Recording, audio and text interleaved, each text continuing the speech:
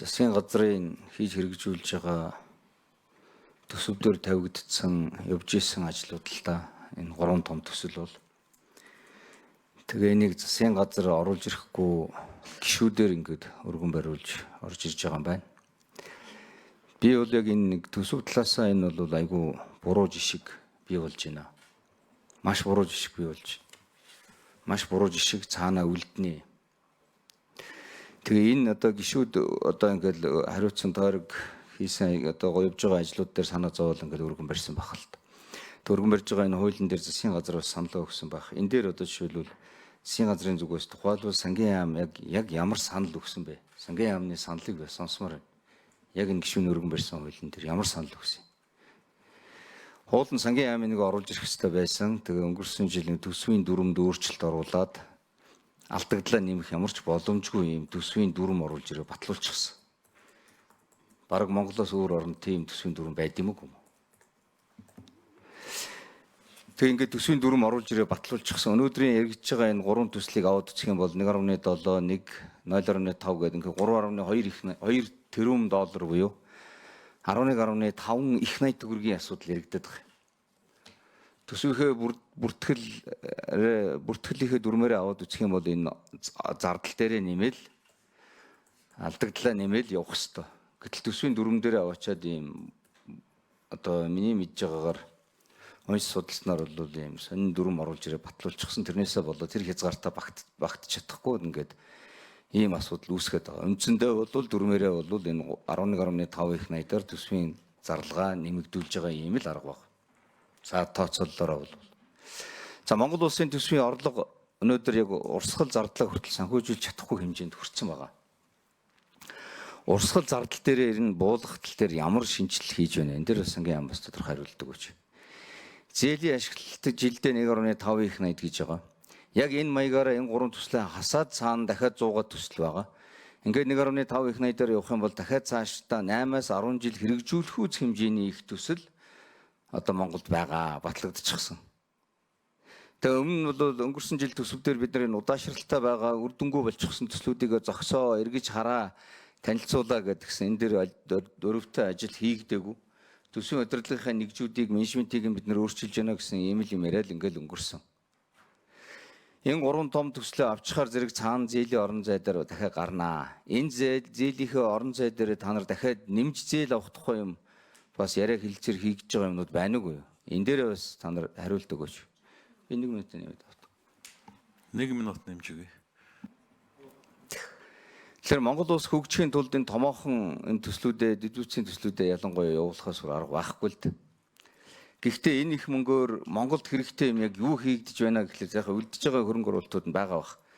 Гэхдээ энэ бүтээн байгуулалтын ажлыг хийж байгаатай холбоотой Монголын дотоодоос хичнээн худалдаа авалт хийж байгаа юм. Хичнээн бараа материал авж байгаа юм.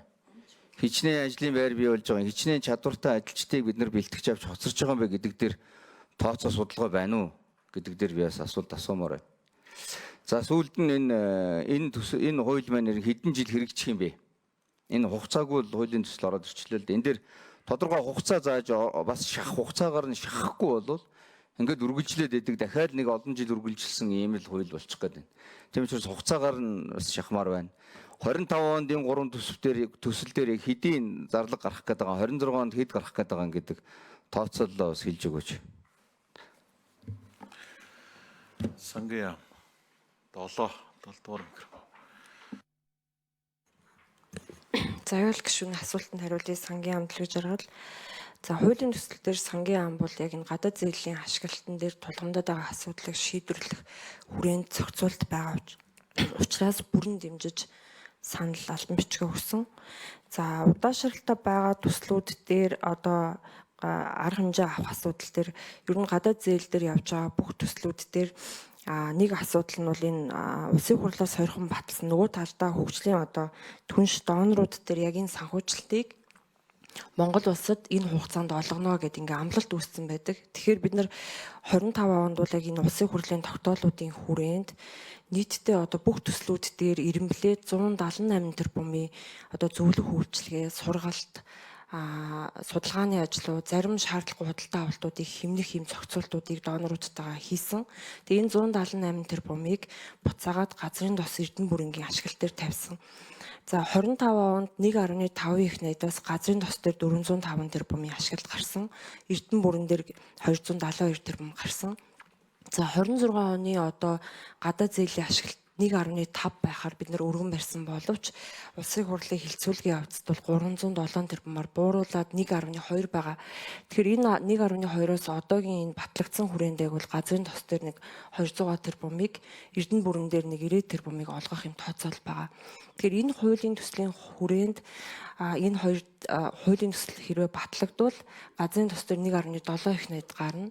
За Эрдэнэ бүрэн дээр 200 тэрбум гарна гэсэн тооцоол байгаа. Тэгэхээр энэ хоёр төслийн хувьд одоо гадаад зээлийн ашиглагдаагүй нийт үлдэгдэл 14.7 их найдаас зөвхөн энэ хоёр төслийн ашиглалт бол 5.6 гэхээр цаана нь бол 9.1 их найдын ашиглагдаагүй үлдэгдэл бусад төслүүдээр үлдэнэ. Тэгэхээр энэ төслүүдийн яг ингээд нийт хугацааг нь авах юм бол хамгийн цаатлын хугацаа нь 2028-29 онд дуусах буюу 9.1 их найдыг бид нар яг энэ хугацаанд бас яг төсвийнхөө энэ зардлын хязгаарт яваад ашиглах ийм тооцоолтой байгаа. За нийт төслүүдийн хувьд ингээд бүтцээр нь аваад үзэх юм бол эрчим хүчний салбар дээр маш олон хамгийн их төслүүд байгаа. Хоёрт нь бол Улаанбаатар хотын суур дид төцөц байгаа. Тухайлбал Улаанбаатар хотын дид төвүүд, за орон сууцны төслүүд гээд өмнө эхлүүлсэн байсан төслүүд явж байгаа. За нэмж одоо энэ хуулийн хүрээнд одоо энэ хоёр төслийн ашиглалтыг ингээд явахаар цаана үлдчихэж байгаа бид нар зөвхөн 26 оны хүрээнд 1.2 дотор бусад төслүүд явна гэхэд бол энэ дээр шинэ одоо төслүүд бол зээлийн хилцээр нь сойрхон баталгаар явж байгаа улсын хурал дээр хоёр төсөл явж байгаа. Нэгдүгээрт Европын цэргийн босгол хөгжлийн банкны зүрх судасны үндэсний төв. За хоёрт нь бол Азийн хөгжлийн банкны санхүүжилтийн ерхий хилцээр байгаа. За энэ дээр боловсрал, онцгой, эрүүл мэндийн салбар байгаа. Тэгэхээр бид нар энэ хоёр төслийг яг энэ хуулиар зээлийн ашиглалт явахаар бусад төслүүдээ бол яг энэ хугацаанд нь одоо явж байгаа сойрхон батлах төслүүдэд оруулаад хугацаанд нь хэрэгжүүлэх боломжтой. Гэхдээ нөгөө талдаа яг одоо энэ жил хэмсэн 178 шиг 26 онд ч гэсэн бид нар бүх төслүүд дээр бас энэ хэмнэлтүүдийг хийж байгаа. Шаардлагагүй зүйл үйлчлэгийг хойшлуулах, дахин хуваарлаад илүү дид бүтц бүтээн байгуулалтын ажил зарцуулах. За энд үүнтэй холбогдуулаад энэ нэгдсэн төслийн нэгжийн зохион байгуулалтанд ороод урсгал зардал талдаа хамгийн багадаа 11 тэрбум төгрөгийн хэмнэлт гаргасан. Төслийн нэгжүүд дээр одоогоор нийтдээ улсын хэмжээнд 474 хүн ажилладаг бол нэгдсэн төслийн зохион байгуулалтанд орсноор 203 хүн ажиллах ийм бас зохицуултуудыг хийж байгаа. Дээрээс нь төслийн нэгжүүдтэй холбоотой одоо тусдаа байр түрээслээд явах асуудлыг зогсоогоод 1 сарын 1-ээс бол яамдууд дээр одоо байршаад энэ түрээсийн зардал гэх мэт ийм урсгал зардлуудыг хэмнэх энэ ирэмбийг бас ингээд хийгдээ явж байгаа. За нэмэлт хариулт хэн Санжаад орч хайц. Санжаад орч.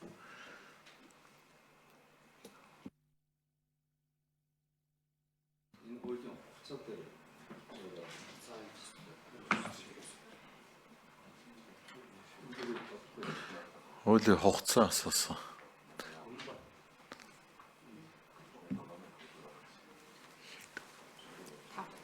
За 5 номерын микрофон хариулъя.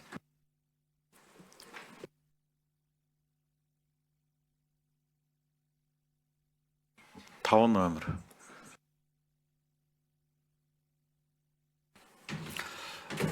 За гишүүний асуултанд хариулт. Хуулийн хугацааны тохиолдолд хугацаа тавиагүй байж байгаа. Яг тэгэхээр энэ хууль маань зөвхөн энэ хууль дотор байгаа 3 төслийн хүрээнд яригдж байгаа. Энэ 3 төсөл хэрэгжиж дууснаар энэ хууль бол цаашаа хэрэгжиж явах шаардлагагүй бол нэг талаас. Нөгөө талаасаа бол энэ нөгөө гүйцэтгэлээр санхүүжилт хийж явах хэрэгтэй болохоор магадгүй одоо 5 гэдэг юм уу 30 он хүртэл гэдэг юм уу 35 он хүртэл энэ хууль хэрэгжинэ гэж тавьчихвал нөгөө талдаа нөгөө хэрэгжиж дуусаагүй асуудал гарах юм бол энийг яах вэ гэдэг юм руу орох учраас энэ хууль бол зөвхөн энэ 3 төсөл хэдий хэрэгжиж дуусна тэгэл энэ зүйл цаашаа үйлчлэх одоо нөгөө эрх зүйн үндэслэгүй болох учраас хугацаа бол тавиагүй байж байгаа. Тэгэхээр бол гишүүд нөгөө хилцүүлгийн явцад хугацаа шаардлагатай гэвэл бас санал гаргаад тавих боломж нь бол байгаа гэж үзэж байгаа. За Санжаад орч дарах нэмэлт хариулт.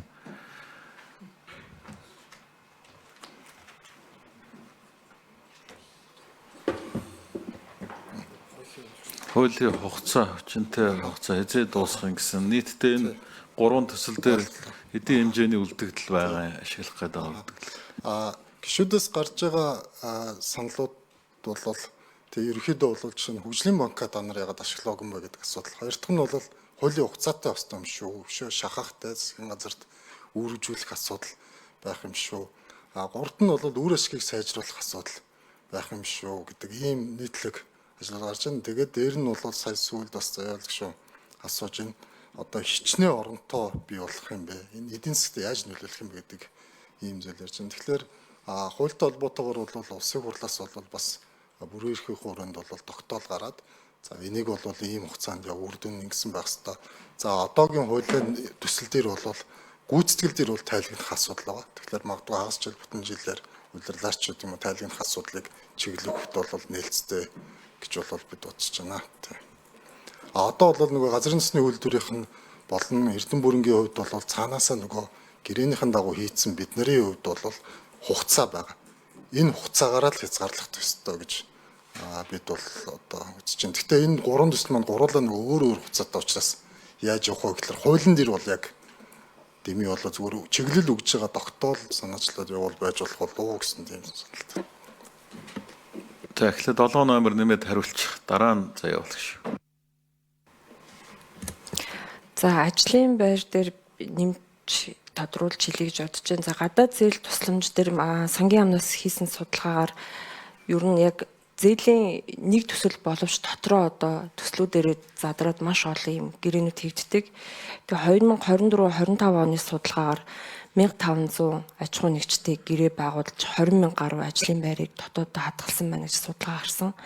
За хуулийн хугацааны хувьд бол яг энэ улсын хурлаар сойрхон баталсан хугацаа буюу газрын тос бол 2028 он, Эрдэнэ бүрэнгийн усан цахилгаан станц 2030 он байгаа. Тэгэхээр яг энэ хугацаанд энэ хуулийн үйлчил дуснаа гэж үзэж байгаа. Заяа болох шүү. Нэмж асууя. Тэгээ би энэ дээр дахиад тодруулаад нэг юм асуучих. Дээр нь тэгэд манай сүүлийн энэ төсвүүдийг хараад байхад ер нь зээлээр л ийм томоохон бүтээн байгуулалтын ажлуудыг хийдэг ийм л болж байна л да. Тэгээ орж ирж байгаа төсвийн орлого нь урсгал төсөв цалин нөгөө нэг үйл ажиллагаанда төрийнхөө үйл ажиллагаандаар зарцуулаад дуустдаг ийм л арга хэлбэр рүү орлоо. Төсвийн төлөлт асар их хэмжээгээр нэмэгдсэн, зардал асар их хэмжээгээр өссөн. Ингээд зээлээр дөлдөөцсөн ийм л төсвийг бид нэр явуулж ирж байна л да. Тэн дээрээ сангийн яамэр нь ямар шинжилгээ хийх гэж байгаа бэ? Урсгал зардал талдаа гэж асуусан. Энэ дээр санжаа дарга нэмээд хэлээд өгөөч. Хоёрдугаарт нь яг ийм аргаар төсвөөсөө гаргаад санхүүжүүлээд зээлийнхээ хөрөнгүүдийг санхүүжүүлээ явдаг энэ ямар орны туршлага байна? Энэ жишг болоо явчихвар тийм орн байхгүй хаа л гэж би бодож байна. Энэ дээр нэг хариулж өгөөч. Тэгээд зээлийн нэгжийнх нь бас ирдсэн байгаа юм байна. Энэ зээл ямархуу хэмжээнтэй энэ ажлууд нь явж байгаа юм бэ? Газрын тоос, Эрдэнэ бүрэн, Улаанбаатар хотын энэ Сангийн ам, эндрийн микрофон. За сангийн ам төсвийн бодлоготлолтын газрын дарга санжаад орч за гишүүний асуултанд хариулъя. За урсгал зардалтай холбоотойгоор бол бид нар бол зардал бууруулах чиглэлээр бол ер нь хавар бол одоо улсын хурал дээр бол ажлын хэсэг дээр бол танилцуулгууд бол 4-5 чиглэлээр бол танилцуулсан байгаа. Хууль тогтоомжийн хүрээнд ямар одоо асуудлууд байна, статистик хүн ам зүйн өөрчлөлтийн хувьд бол ямар асуудлууд байна гэдэг. Тэгээ бүх талаас нь бол ярилцсан байгаа. За эцсийн сүлдээ бол юун дээр очсон гэхээр яг хууль болгоноор нэг болгоноор нь хүндэхлээр энэ өөрөө бол бас нэлээд одоо ажил авах за мөн одоо эрсдэлтэй ийм зүйл байгаад байна гэдэг зүйл явсан. За ийм учраас бол дотоодын нийт бүтээгдэхүүндээ харьцуулж явах нь зүйтэй байна гэдэг зүйлийг бол гаргаж ярьж байгаа. Жишээ нь номинал дүнгээрээ бол зарлага бол нэмэгдээд явж байгаа. Гэхдээ энэ нь дотоодын нийт бүтээгдэхүүн буюу нийт эдийн засгийн потенциалын хувьд татан төвлөрүүлж байгаа орлого маань хэр их байна? Үүнийгээ дахин хуваарлаж байгаа орлого маань хэр их байна? За мөн зээлийн одоо хэмжээ маань хэр их байна гэдгийг бол За одоо зээлийн нэгж шоожлорхон сайдаас эхлээд тэгээ газрын тосны эсэл гэж явж. Та мэдээлэл өгөх үү? Эрдэнэ бүрэнгийн ажил ямар явцтай байна? За шоожлорхон сайд. За гişүүдийн хамраг хэрэг. Эрдэнэ бүрэнгийн усан цахилгаан станцын төсөл нэлээд гацаатай явсан. 2024 оны Ихэн 2023 оны төгсгөлөөр энэ гацаа гараад одоо ажил хийм өргөжлөж байгаа. 2029 оны 2 дугаар хуулиар ашиглалтанд оруулахаар ийм төлөвлөгөөтэй явж байгаа. Нийтдээ 266 сая доллараар бүтэх төслийн 95% нь Кичан Эгзим банкнаас санхүүж болж байгаа. 5%-ийг нь Монголын засгийн газар санхүүж болсон байдалтай. Төсөл дээр ямар нэгэн гацалцаад байхгүй. Ажил хийм явж байгаа. Газрын тус 8 номерын микрофон. За сайн байцгаана уу. Алтан шагаа гишүүн тэргүүтэй улсын хурлын гишүүд манай газрын тус боловсруулах үйлдвэр байгуулах төсөлд нэг чухал энэ хуулийг санаачлаад явж байгаад төсөл хэрэгжүүлэгч байгууллагын зүгээс одоо гүн талархал илэрхийлье. Мөн одоо төсвийн байнгын орооны гишүүд мөн одоо баярснаа илэрхийлж байна. Газрын тус боловсруулах үйлдвэр байгуулах төсөл амжилттай хэрэгжиж байгаа. Үйлдвэрийн төсөл маань 4 багц ажлаас бүрддэг. Эхний багц ажил 100% дуусаад бид одоо барилга байгууламжууд одоо байнгын ашиглалтанд хүлээж авсан 2-3 дугаар багц ажлын инженерчлэлийн ажил 90%-тай ер нь удахгүй дуусна. За энэ инженерчлэлийн ажил 30%-аас эхэлж тоног төхөөрөмжүүдийн захиалга хийгдэж эхэлдэг. За ингээд энтхийн ер нь гол тоног төхөөрөмжүүд энтхэгт үйлдвэрлэгдэж байгаа. Гэхдээ манайд Герман, Франц, Америк нэгдсэн улс, Малайз энтер гэсэн улсад бас үйлдвэрлэгдэж байгаа одоо байгууламжууд бий.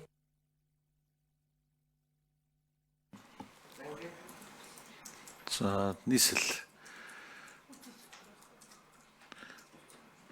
За эхлээ нийслэл хариулж. Хэдэн номер байна?